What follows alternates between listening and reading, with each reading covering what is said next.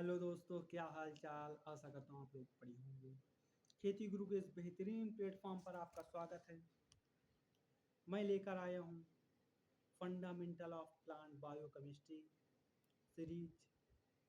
इस podcast series में आपको एटीपी चार्टिस बताई जाएगी और इसका अंतिम चरण क्या होता है। तो बने रहिए हमारे इस पॉडकास्ट में। तो दोस्तों, एटीपी सारणी क्या होता है? एटीपी सारणी एटीपी निर्माण के प्रत्येक चरण को प्रदर्शित करती है। अर्थात यदि ग्लाइकोलिसिस प्रक्रिया हो रही है तो उससे 2 एटीपी और 2 एनएडीएच का निर्माण होता है। अर्थात इससे 7 एटीपी निर्मित होती है। चूंकि 2 एनएडीएच में एक एनएडीएच में 2.5 एटीपी होती है। वहीं पायरुवेट और एसिटिल कोएंजाइम ए की बात करें तो इस चरण में 2 एनएडीएच ऊर्जा प्राप्त होती है, अर्थात 5 एटीपी निर्मित होती है।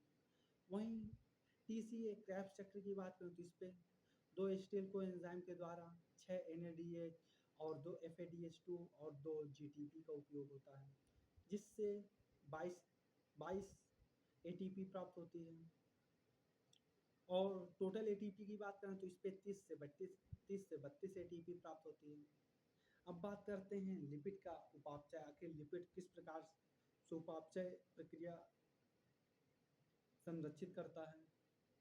तो लिपिड उपापचय के क्रम में बीटा ऑक्सीडेशन फैटी अम्ल को एसिटिल कोएंजाइम ए में तोड़ने का काम करता है। अगर इसके स्थान की बात करें तो माइटोकॉन्ड्रिया के मैट्रिक्स में या बहुत लंबी श्रृंखला को एफ ए पैरोक्सिसोम्स में शुरुआत करता है। इसके सक्रियकरण की बात करें, एक्टिवेशन की बात करें तो फैटी एसिड के साथ कोएंजाइम ए और एटीपी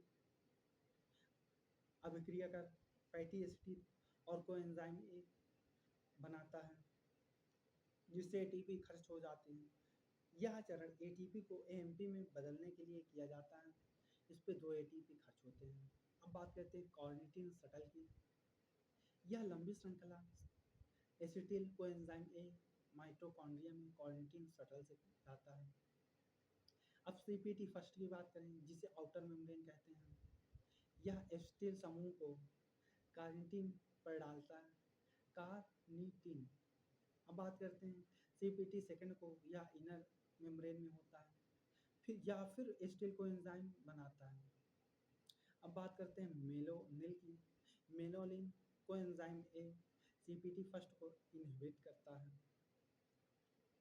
इनहिबिट मतलब दबाव, प्रेशर बनाता है, जो एफए संश्लेषण को चरणबद्ध करता है और ब्रेक डाउन करता रहता है।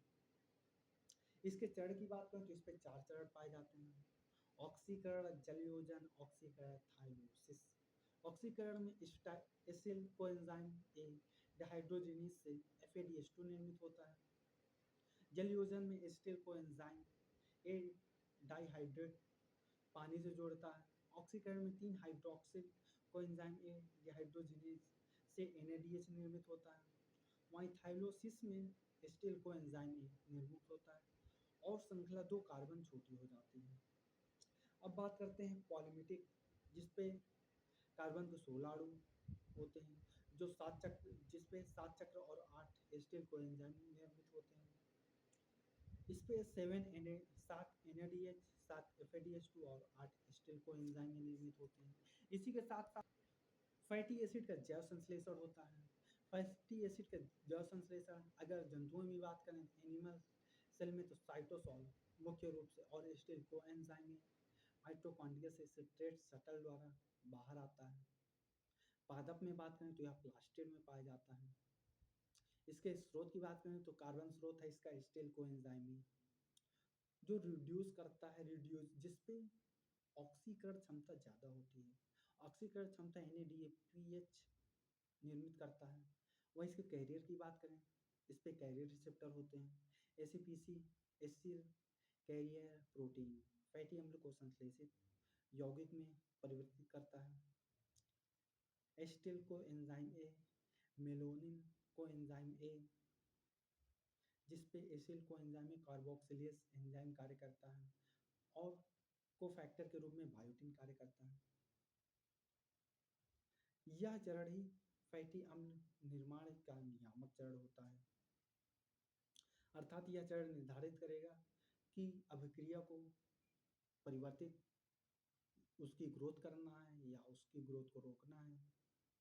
अब NADPH के स्रोत की बात करें तो NADPH के निम्न स्रोत हैं पेंटोज फास्फेट पेशवे पैथवे, जिसे हम HMP संट कहते हैं। तो दोस्तों यहीं से आपका पॉडकास्ट समाप्त होता है। आशा नहीं, मुझे पूर्ण विश्वास है यदि आप सीरीज 1 से सीरीज 3 को देखते हैं तो फंडामेंटल ऑफ प्लांट बायोकेमिस्ट्री कहीं नहीं जाएगी। इस पे सारे पॉडकास्ट, सारे कॉन्सेप्ट हैं, सभी थ्योरी हैं और ऐसे ऐसे उदाहरण हैं जो शायद आपके पेपर को और भी बेहतरीन बना सकते हैं।